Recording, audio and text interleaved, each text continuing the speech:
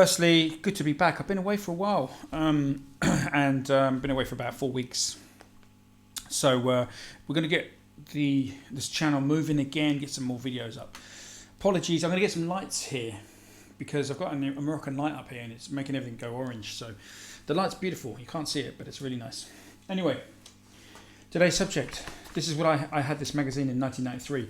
I remember, I think I was 17, around 17 at the time, 92, 93, and that's when I first started playing guitar. And Dire Straits had just released their album, I think in late 91. They'd released their last album called On Every Street, that was actually the song I was just playing. And here's Mark Noffler, here he is with his Pentasure, looking a nice young Mark Noffler, looking very handsome. He still looks handsome now, but he was certainly the man then. I mean, he was my hero. And not long after I discovered Mark Knopfler, I got into Steve Ray Vaughan. And the two things that kind of struck me about these two guitar players, they were playing stratocasters, which is, Strats is like the most popular guitar in the world, but they were playing them clean, I wasn't around in the 70s. Well, I was actually, but I wasn't coherent enough, too young to to know what was going on with Dire Straits. But I did a bit of research and I found that Steve Ray Vaughan started his first band in '78. The Steve Ray Vaughan and Double Trouble started in 1978, and Dire Straits started in 1977. Mark Knopfler's 5 years older than Steve Ray Vaughan. They both came out playing Strats, and they played them clean. This is the thing. They played them through Fender amps. And they were playing, Steve Ray Vaughan's first album was clean. Mark Knopfler's album was clean. So those two guitar players really, I had an epiphany when I was listening to them. I was like, you don't need overdrive pedals, to get into some good guitar playing. Here's two guys that are just playing the Strats pretty much through an amp. Okay, so Steve Ray Vaughan was using a tube screamer as a boost, but later they both ended up playing much more rockier. And funnily enough, coincidentally, just before Steve Ray Vaughan died, he ordered a Soldano amplifier, which was actually built and ready to ship out to him. And of course, Mark Knopfler at the same time, around that same time, was using a Soldano as well. So was Eric Clapton. So all those kind of, Mark Knopfler and Steve Ray Vaughan, there were kind of some, comparisons to be made between them, and not least because they were great, phenomenal guitar players in their own sort of style. Very influential, and Steve Ray Vaughan and Mark Knopfler really are the top of the top. We're talking about the guitar world here, not the kind of fan world, but the music fan world, but the guitar players. Us that are watching this YouTube video, they were, they're in the, the top list of guitar players, the legends, and so there's a lot of comparisons to be drawn, and what you can learn from them is just playing a Strat. Pretty much clean, it's down to your technique. It's not down to any gizmos, any effects, and that's really what it comes down to. Mark Knopfler is, you could argue that Mark Knopfler is a much more versatile guitar player because really he had the blues thing. The blues string thing was very strong with Mark Knopfler. We're going to focus on Mark Knopfler in this video, and Mark Knopfler said some really cool things about Steve Ray Vaughan when he died in 90. I think it was, I can't remember the actual dates, but around the early 90s, Mark Knopfler was interviewed and he said he was one of the greats. Mark Knopfler had a lot of respect for Steve Ray Vaughan, and it was a shame that they never played together. In fact, the only guitar player that connects Eric Clapton, Steve Ray Vaughan and Mark Knopfler is Phil Palmer. Phil Palmer, great session player. I want to put a shout out to Phil Palmer. He actually played with all three of those guitarists, so I don't think Mark Knopfler ever played with Steve Ray Vaughan, but certainly Phil Palmer was on stage with Steve Ray Vaughan, I think at the last concert ever in Chicago. You can tell me if I'm wrong there, guys, but so that was quite interesting. So coming back to Mark Knopfler, when I first got into him, I loved his guitar style, and I didn't really sort of take much notice of his technique, because he was left-handed playing right-handed, and he didn't use a plectrum, and so that kind of informed his style. He can use a plectrum, but he chose not to, and he just developed this incredible sort of style. This kind of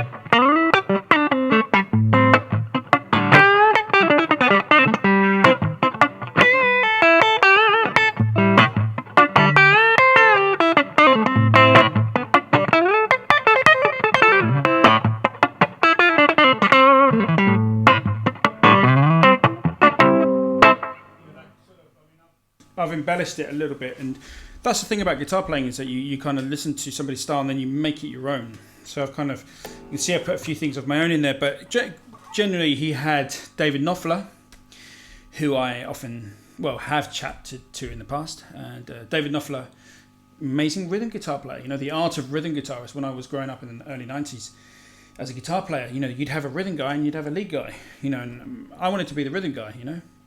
The lead guitar player was the guy up front with the PRS playing all the riffs and the, you know, the fancy stuff, and the guy in the rhythm.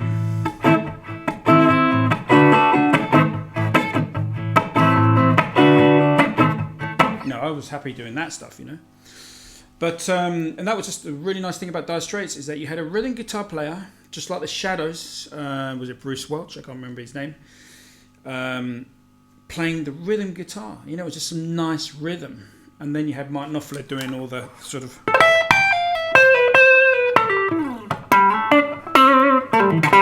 you know, doing all the fancy stuff, all the embellishments on top, you know. And that's it was a really, really nice setup, and it was almost, you know, this is something I posted on Facebook actually last week. Dire Straits were kings of the coda. That first thing I played you, that was a coda at the end of a song. You know, so the coda happens at the end and it kind of loops. And instead of, you know, Martin Noffler shredding some crazy solo on it, which he more than likely could do if he wanted to, they just let the music breathe, you know. You know, like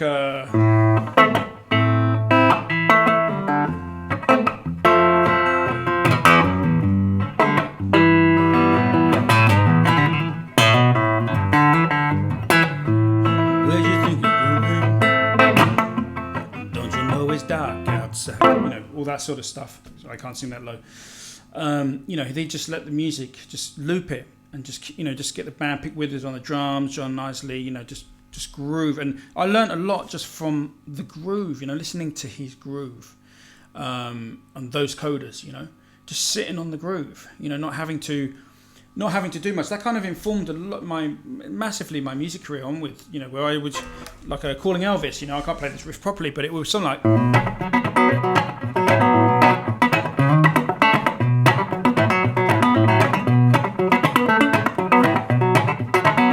know, when you got a groove like that, you just want to keep it going with the drums, the bass, and you don't want to start shredding and losing that kind of cool groove you've got, you know, that cool riff.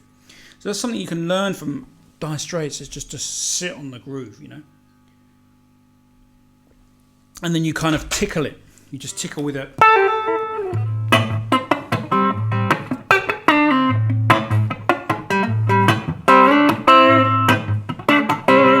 You know. Also, another thing is a touch. Okay, Martin Knopfler's touch. Now, when you're playing with a plectrum, there's a whole big load of dynamics hitting the string. So it's hard to get so much dynamics out of just a plectrum. But if you're picking with your finger, you know, the guitar dynamic range becomes a lot, you know, wider.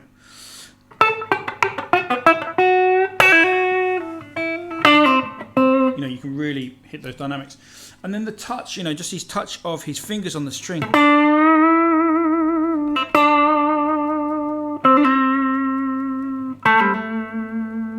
Great album, guys, you want to check out is an album called Communique. It's a really cool, you know, album for the, you know, these long codas and the touch, the dynamics. You know, it's just got it all with lots of space. You know, I think, you know, for me, I lost interest in Dire Straits after Communique because they became, I think, too bloated with keyboards, and I think they had two keyboardists and a sax player and whatever. And I just think that the music became too refined, you know, and then there's just too much going on. You know, those first two albums, especially Communique for me, just, you know, 4-piece band, very simple, you know, and you could just hear those beautiful grooves. And Pick Withers' drums was, you know, just incredible, you know, just beautiful tom work, you know. And John Isley just holding that bass, you know, riff, you know, nothing fancy, just sitting on the groove, you know. So that's what I really learned. I learned a lot just listening to that one album, Communicate. Informed a lot of my own personal sort of music, how I direct a band live, you know. So that was a really cool album. And so we're going to come back to touch. You know, this is a really important thing. You know, if you want to take one lesson away from Mike Noffler, it's his touch. Because it doesn't matter what guitar, it doesn't matter what gear he's using. I know you've heard this before, but you know, Mike Noffler can be playing a humbucker through a Soldano high gain, or you know, a Fender Strat through a Fender amp. It's the same tone, it's the same touch, you know, and that's how he doesn't need. He's not dependent on a certain amp or guitar to get his thing, you know. And so that's really what you can take away. It's just, you know, if you're playing with your fingers on your right hand.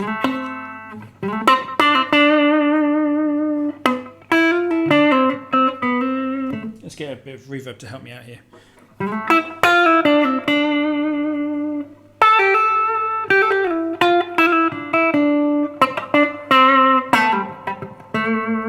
You know, and I'm doing chicken picking as well, because here's the deal with Mike Noffler. He's got a big country influence, so you know.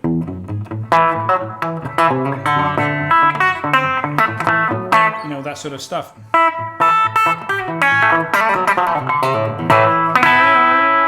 So, you know, you've got, you know, on Walk of Life.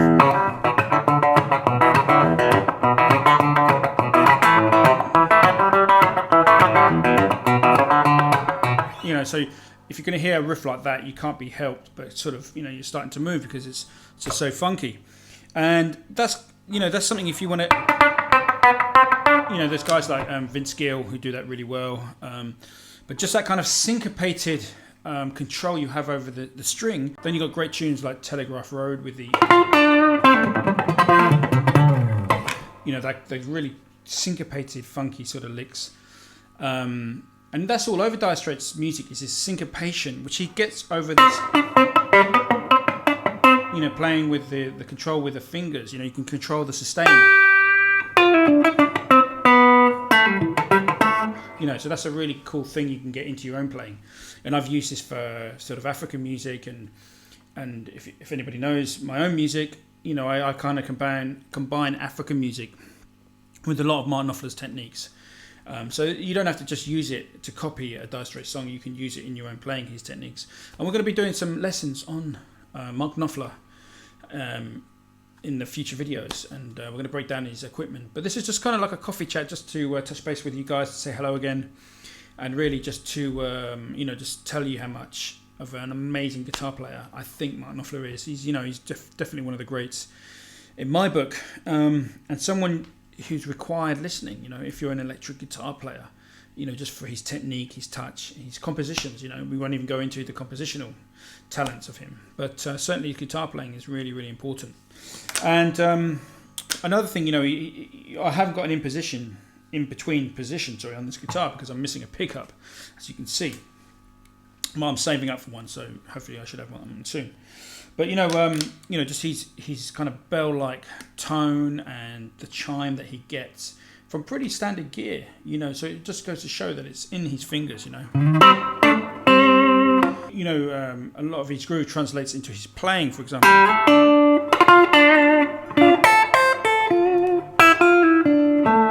You know, it's a real, everything he plays is very, very funky. And I think that's something that people that, you know, try to copy Mike Noffler get wrong. They don't get his groove right, and they don't get his funkiness right. I mean, you know, and he was really into B.B. King, you know, he probably still is, you know, and Howlin' Wolf, you know. Mike Noffler was saying, when somebody said, you know, what if you want to learn a guitar to play like Mike Noffler, they were asking him, how should you go about it? And he said, well, forget the instructional videos, forget trying to learn, you know, how to play fast, go and listen to Howlin' Wolf, because that's how I learned. I learned by listening to Howlin' Wolf, you know. And who is Howlin' Wolf's guitar player? You know, tell me that in the comments, because he's one of the great guitar players ever. We should be doing some videos. In fact, we are going to do a video on Howlin' Wolf's guitar player very soon. So that's really about today. We're just talking about Mike Noffler. We're going to do lots of videos on Mark and his amazing, beautiful playing. But that's hopefully just give you a little bit of inspiration to check out the great Mike Noffler. Till the next video, take care, guys, and happy coffee drinking.